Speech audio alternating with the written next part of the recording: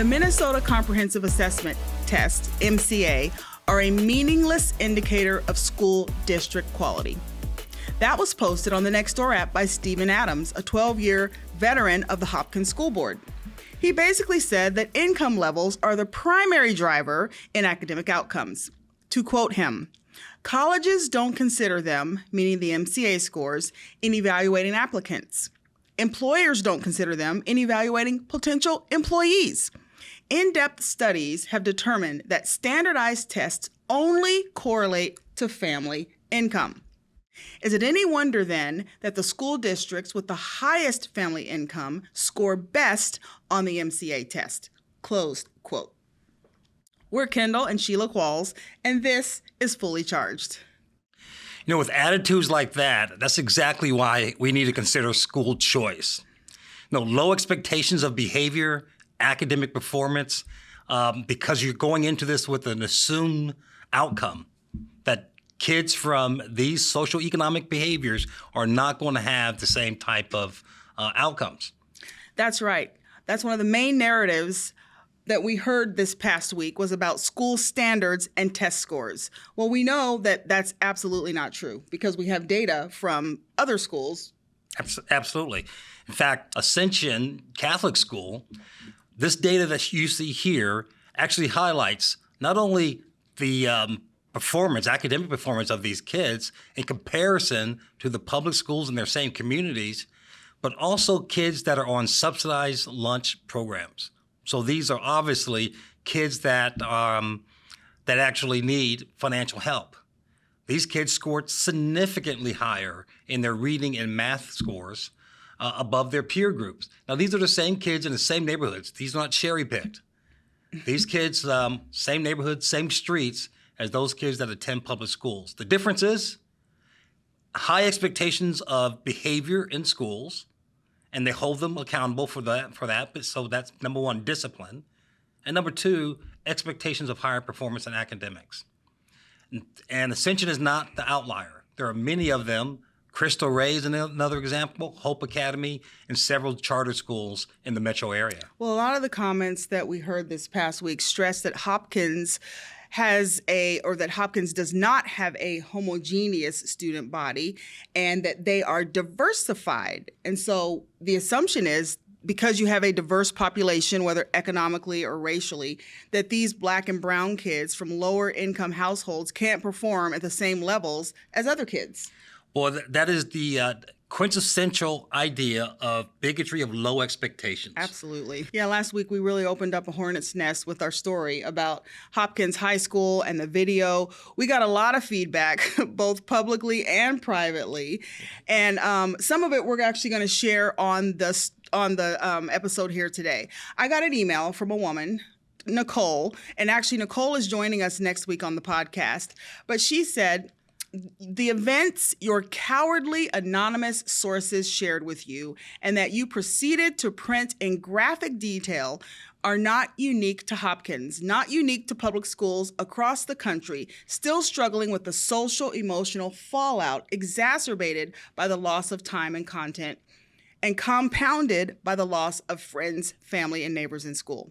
So what is unique about our school is what she said. What you left out is community. Now, perhaps lower test scores in the wake of COVID are not unique. That is happening all across the country. But the level of violence among student body, that is unique. And it is hardly commonplace in schools across the country. Right. Right. So, and then she continues, yes, we have lower test scores. The average score on the ACT fell to its lowest level in more than 3 decades, and that is true. Yes, we have more kids that are less ready for post-secondary education and workplace employment. And yes, we have distractions and fights and mental health and chronic absentee challenges to face. These things may distinguish us from Minnetonka, a more affluent and homogeneous neighboring district in which we lose kids to every single year. You know what? She makes a case for Hopkins. Obviously, we're not trying to pick on Hopkins. I think what's happening, sadly, at Hopkins is happening in a lot of school districts around the area. In fact, we get many of those messages.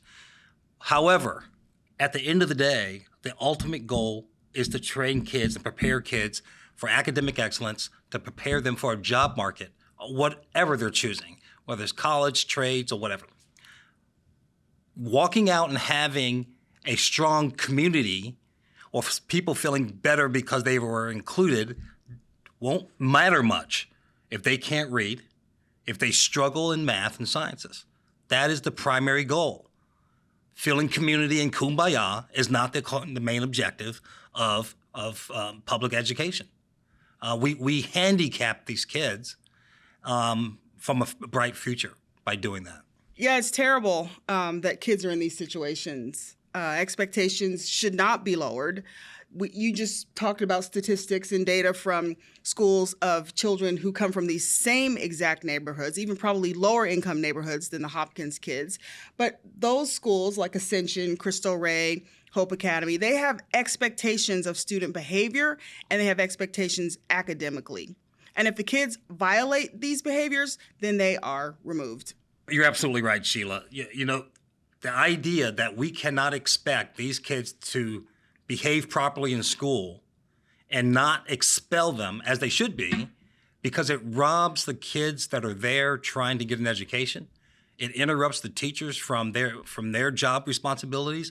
Their job responsibilities are not to play student cop. Yeah, well, schools can't control the environments that these kids come from, absolutely. But they can control the expectations that they have, and they can control the expectations of behavior and the expectations of academic performance. Absolutely agree, yes. Yeah. So another comment that we got, we actually saw this one on Facebook. I think you saw this one on Facebook. Yes, yeah. So, personal message to me directly, yeah. Yeah, well, why don't you go ahead and tell them about this comment? Well, this is Carter on Facebook who forwarded the story to Cheryl. We won't use their last names. And responded, so Carter made the comment, "You made a solid choice, Cheryl," because Cheryl transferred her kids from Hopkins to another school district. And Cheryl responded, "Well, Alpha News has their own agenda, like all media. Leaving was the right for our kids, but we have many friends that are thriving at Hopkins. And we miss many things about the vibrant, passionate community of parents. But yes, the district has changed and has many things to deal with." And then Carter says, back to Cheryl, "I think what you mean is Alpha doesn't have an agenda. It's not like they make up these stats on Hopkins, but they are absolutely the only ones who are sharing them." Yeah, sometimes if we're going to change situations in our environment, just like anyone that's have some type of addiction, at some point you have to admit you have a problem first, right? And then the changes happen after that. Now, based on those stats, I would be moving our own kids out of that school system. Yeah, and this has less to do about race and more to do about expectations. You know, I mean, parents understand. They absolutely understand that it is about performance. And what's happening at Hopkins is actually happening across our state. In upcoming episodes, we'll continue this conversation about academic performance and non-performance in our public school system. Well, I'm looking forward to those episodes. And what you're going to hear from us, it's just truth. We're not trying to shade direction or lean in any direction whatsoever. When I was coming up in some of these schools, there was a standard of expectations of behavior.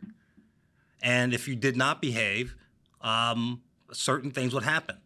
And no one wanted to be in that category because we were there for a reason. Yeah. Well, thank you so much for watching Fully Charged. We created this podcast to counter the prevailing narrative and to give you the other side of the story that you're never, ever going to hear. If you like this podcast and you believe in what we're doing, please consider subscribing, giving us a 5-star rating, and most importantly, please share our podcast with your friends. Well, that's it for this edition of our episode. If you want to find out more about what we're doing at Take Charge, go to our website at takechargemn.com. Please consider supporting us. Your support helps us spread the message. We'll be back next week with more of a perspective you never hear.